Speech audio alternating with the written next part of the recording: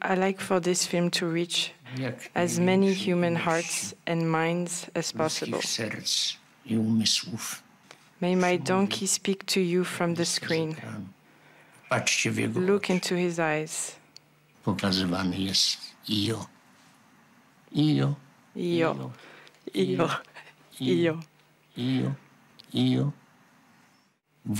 So screams my donkey to you. Co taki osioł chce nam zakomunikować? What does such a donkey want to communicate? For those viewers who are successfully enraptured by the bold and mystifying Io, the most devastating moment of the film might be when they notice in the end credits that its titular donkey was played by not one but 6 animal actors. That we might not have noticed they were different donkeys is some testament to the magic of editing. And indeed, at first glance, much of the film's effect can be chalked up to clever tricks, like one big experiment in the Kuleshov effect. Here's Io happy. Here he is sad. Here he is wishing he were a horse. Or is he? Upon closer inspection, the ambiguity around Io's actual subjective experience is key to this oddball work of visual art. Rather than make him some sympathetic Disney cartoon protagonist, placing such an inscrutable, inexpressive subject at the center of the narrative allows it to develop according to its own eccentric, dreamlike logic. The film opens with a dizzying strobe of intense red light. We're not sure what we're seeing. A woman whispers to a donkey lying motionless on its back, before giving it mouth to mouth. We soon realize this is part of a performance, put on by a Polish circus performer named Cassandra, Sandra Dzierża-Malska. The performance and the sensuality of the following scene suggest something just vaguely sexual.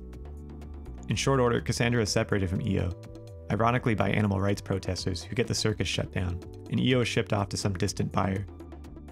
In the hands of another set of filmmakers, this could very easily be the start of some picaresque road trip odyssey, where Io hops from one location to the next, meeting whimsical characters, catching little story vignettes while he tries to make his way back to his rightful owner. But veteran director Jerzy Skolimowski and frequent collaborator Iwa Piakowska have crafted something very different.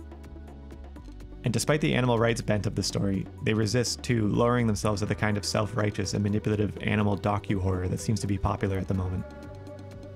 For the most part, the narrative takes a back seat, and each new setting serves as a backdrop for a set of inventive visual art pieces. It's not always clear what we're looking at. Some shots suggest the perspective of another animal. Some suggest Io's daydreams. One standout moment seems to suggest some kind of freakish, cyber-dystopian near-death vision. If it sounds like we're projecting a great deal of interiority onto Io, it's because we are. And the film makes this clear to us. Simple editing tricks make it look like Io is having very human, emotional reactions to, for instance, a herd of horses galloping across an open field, or like he has melancholic daydreams about his former owner. But then again, the film seems to make jokes based on his completely unchanging, indifferent expression, like he just does not care about the human drama happening around him. It also plays around with close-ups, the square frame not really able to take in all of Io's oblong head, often just capturing one eye on one side of his face.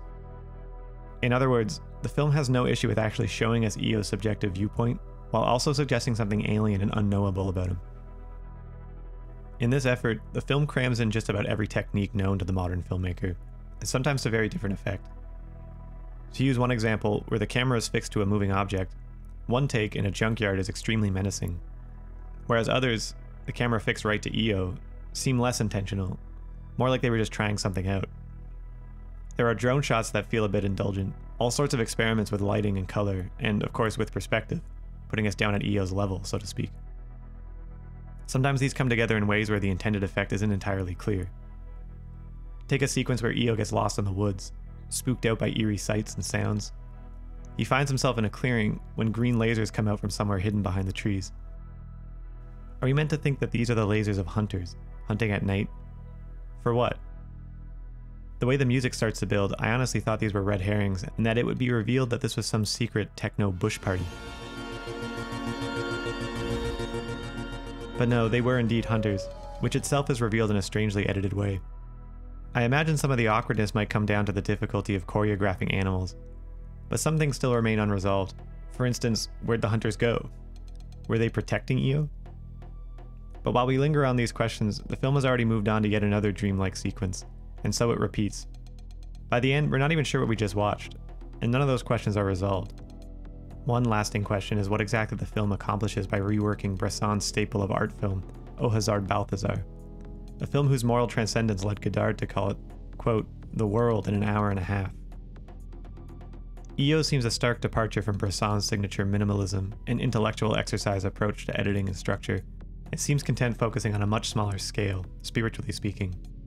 Maybe Bresson's film was just a springboard. Maybe, after all, the filmmakers just really like the image of a donkey. And after going on the trip this movie offers, you can't help but feel some kindred connection to this strange creature.